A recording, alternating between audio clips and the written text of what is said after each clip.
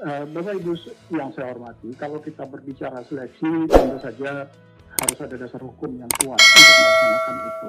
Sehingga setiap aktivitas yang akan kita laksanakan, kemudian dapat dipertanggungjawabkan baik secara hukum ataupun di dalam teknis pelaksanaan ke depan.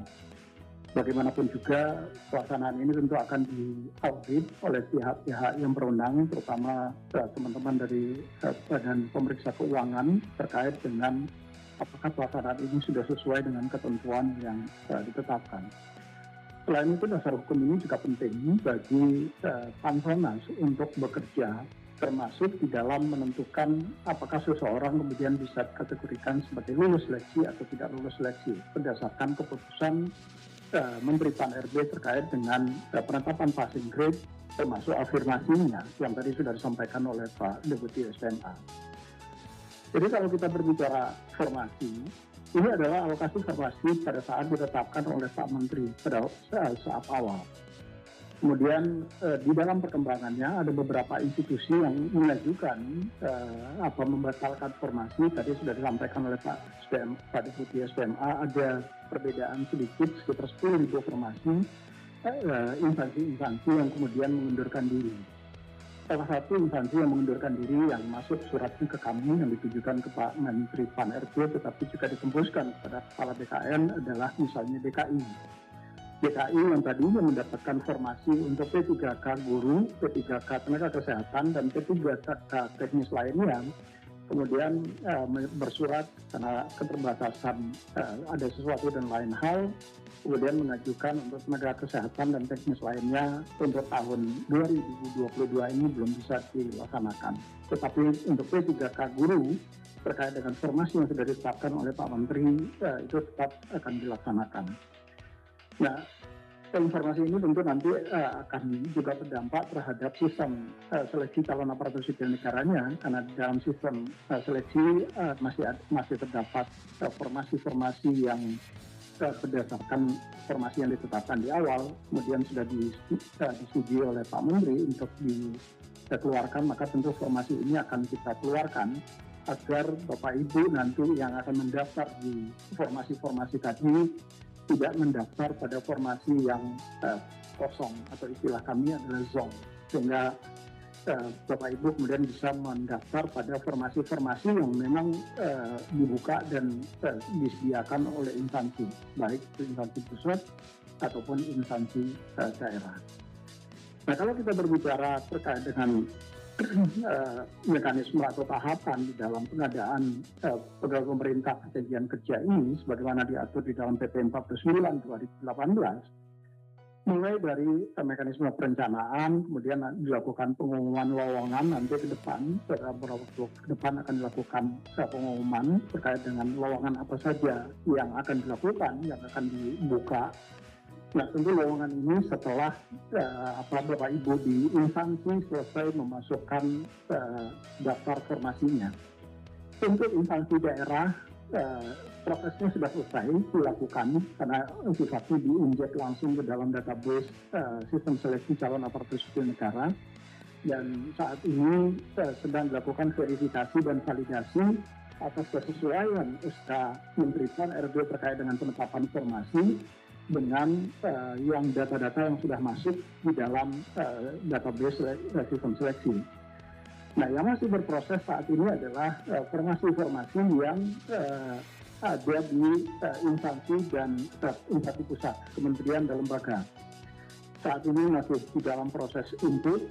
Ibu Menteri, Ibu Menpan beberapa waktu yang lalu telah bersurat kepada seluruh sekjen, sesama dan sesmen di kementerian lembaga yang mendapatkan formasi pada tahun ini untuk segera menyelesaikan input data formasi tadi paling lambat tanggal 28 Oktober 2022.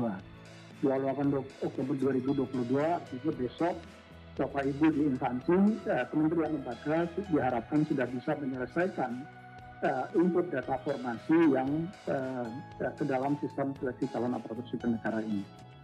Nah, setelah Bapak Ibu selesai melaksanakan input data formasi tadi, nanti BKN, kantor pusat BKN dalam hal ini adalah Direktorat Pengadaan dan Kepangkatan akan melakukan verifikasi terhadap formasi tadi, apakah formasi yang sudah Bapak Ibu input ke dalam sistem seleksi calon aparatur sipil negara konsisten dengan surat keputusan Menteri PAN RB terkait dengan penetapan formasi bagi kementerian lembaga.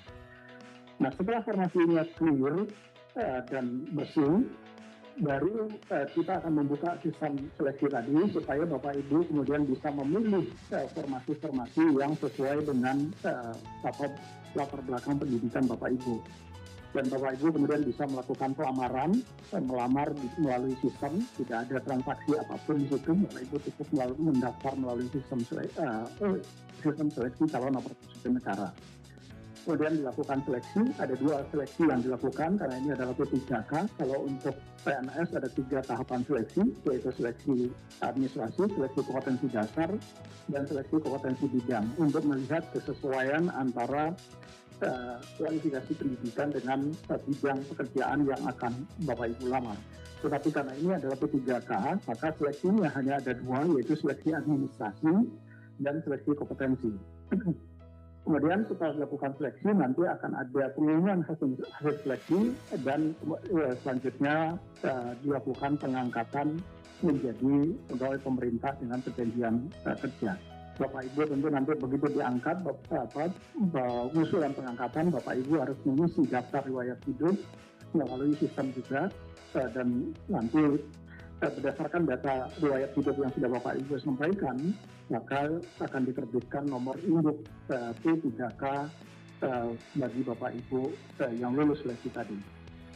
Nah, di dalam proses seleksi, tadi kami sampaikan semua menggunakan teknologi, kita tidak lagi menggunakan ada proses manual, mulai dari pengumuman sampai dengan pendaftaran semua melalui sistem seleksi calon aparatur sipil negara, yang dalam hal ini nanti tentu Bapak Ibu akan memilih sistem seleksi pegawai pemerintah dengan perjanjian kerja. Nah,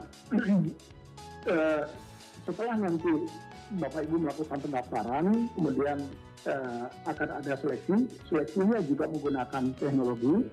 Untuk Bapak Ibu guru, maka seleksinya nanti akan menggunakan sistem ujian nasional berbasis komputer teman-teman di Kementerian Dikbud.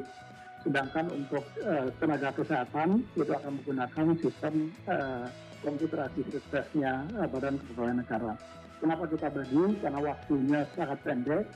Waktu untuk bulan Desember, maka kalau ini tidak kita bagi bebannya, maka dikhawatirkan nanti pelaksanaan seleksinya akan dibuat dari tahun anggaran. Nah, tetapi mekanisme transfer data yang kita lakukan itu tidak dilakukan secara manual. Data akan dienkripsi dan disampaikan melalui sistem seleksi sistem pengolahan data hasil seleksi, SSCSM pengolahan nilai, dan begitu dilakukan pengolahan nilai sesuai dengan passing grade yang sudah ditetapkan oleh keputusan Menteri PAN RB dan afirmasinya, maka hasil kelulusan ditandatangani juga dengan menggunakan digital signature. Jadi tidak ditandatangani secara basah, dan setelah ditandatangani dengan menggunakan tanda tangan digital, maka hasil seleksi Bapak Ibu bisa langsung mendownload dan mengumumkan di portal Bapak Ibu masing-masing instansi. Nah, bagaimana sistem mekanismenya? Jadi nanti akan pertama tentu akan dilakukan sinkron data terkait dengan formasi tadi untuk memastikan bahwa setiap formasi yang sudah ditetapkan oleh Pak Menteri itu betul-betul konsisten dengan yang ada di dalam database yang nanti akan Bapak Ibu pilih.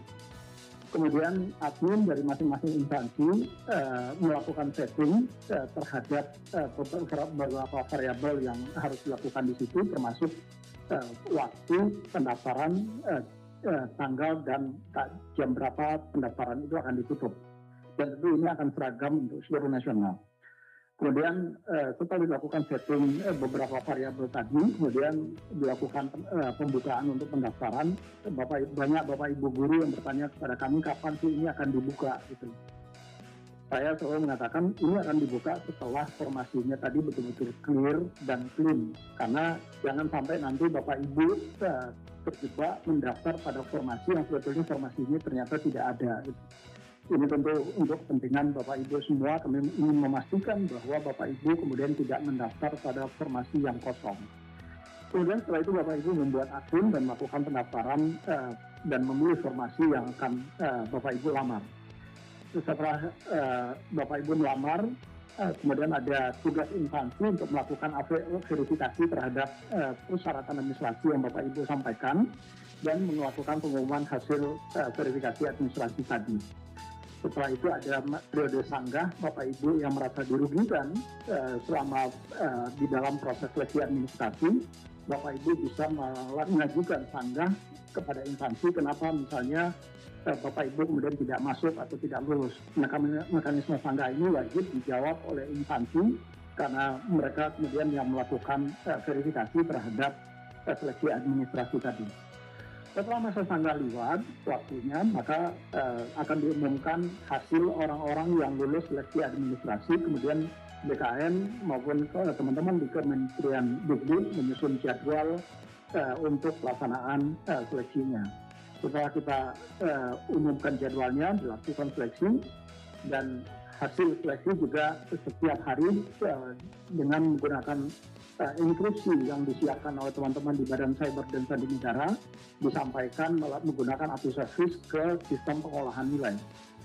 Nah, setelah dilakukan pengolahan nilai baru diumumkan hasil seleksinya sebelum sanggah. Setelah dilakukan pengumuman hasil seleksi, kemudian dibuka kembali periode sanggah untuk Bapak Ibu yang merasa dirugikan di dalam nilainya misalnya tidak sesuai dengan yang hasil pengolahan dengan yang Bapak Ibu peroleh pada saat seleksi.